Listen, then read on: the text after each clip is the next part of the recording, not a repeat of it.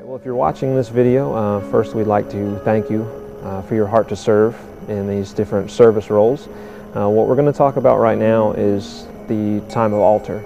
It's the time in the service where we want to encourage people to come up to have this moment as a special time and use the altar as a special meeting place between them and God. They can come up by themselves and have a quiet moment. They can come up with their family. They can join hands with someone. There'll be people up here from the church community to lay hands on them and pray with them. We also have the God box right here, and we want to encourage them that if they have written prayer requests that they would be dropped into that box. We also want to remind people that as believers to get their heart right with God, if they would like to come forward and confess any known sins, receive communion with their family or themselves, that's also strongly encouraged. A couple things to remember. We're looking to make this message 2 to 3 minutes. You want to come up, if it seems right at that moment, to start with prayer. You can start with a short prayer and really focus on one main point, a story or one scripture that delivers one key point home. People will lose their interest, they'll lose their focus if you're too long in what you say. So really focus on that one point, drive it home, and it's to elicit a response, to stir people's hearts to come out of their seats and to come forward and have that time with God in prayer. And here are some tips to help you with a successful altar message.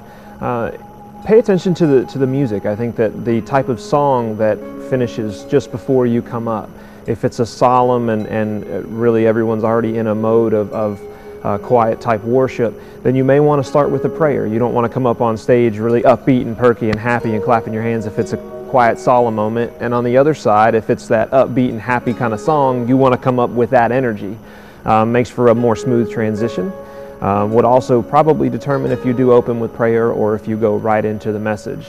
The other thing to remember, and a great icebreaker and to make it more comfortable for people, is to kind of get the point first thing. So when you come up, you let everybody know what it is. Say, hey, you know, if you're new here, even if you're not, this is nothing scary. This is just a time we encourage you to come up. You can drop your written prayer requests in the God box. We do encourage you to receive communion by yourself or with your family. Then you can get into your personal message. That's when you can pull out the scripture or your story and then deliver your message after that. It's a much smoother transition to have those key points done first than it is to deliver a message and try and throw those key points at the end. It'll be a little more seamless that way. Now that we've got the key points out of the way, let's focus on the message for a minute. We've talked about this a few times, we've mentioned this a few times. The big thing to remember is you've really only got, after you hit the God box point, the communion points, you're really looking at around 2 minutes. The best way to get this done is to really focus in on one scripture or one story. You're going to lose people if you get too many points in a row, if you go too long on that, and we really want to stir in people's hearts to bring them to this altar. So it's very important that you remember throughout the week, seek God's guidance, pray about it, come prepared and ready to deliver your message so that it's going to get across. You'll deliver the point, it'll be concise, and it will elicit a response out of the congregation to come to the altar.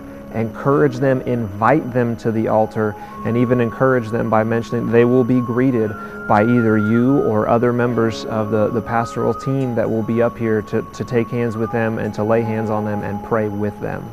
We really want to make sure we emphasize the spirit of what this time represents.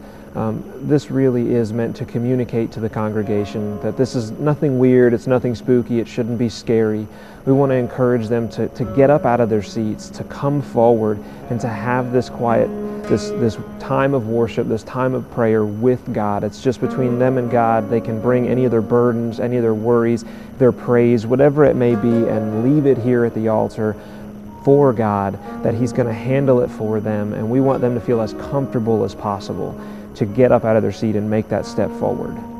And the last thing we want to remind you of, number one, if you are on the schedule for that weekend, please accept the invitation in Planning Center so we can better plan the weekend. Number two, if you are scheduled on Saturday night or Sunday morning, there's a meeting in the green room 15 minutes prior to service. It's imperative that you're here for that meeting so you can meet with the rest of the team that's serving that weekend. And if there's any last minute changes or announcements that need to be made, this would be the time they would be discussed. And lastly, if you do commit to Sunday, We strongly ask that you would be here for the service role in both services. That doesn't mean you have to stay for the duration of both services, just until those roles are completed at both services. Again, we just want to thank you for watching this video. Thank you for your heart to serve. We hope you enjoyed it. If you're interested, you'd like to learn more information, just check out our website at www.journeyuniversity.org.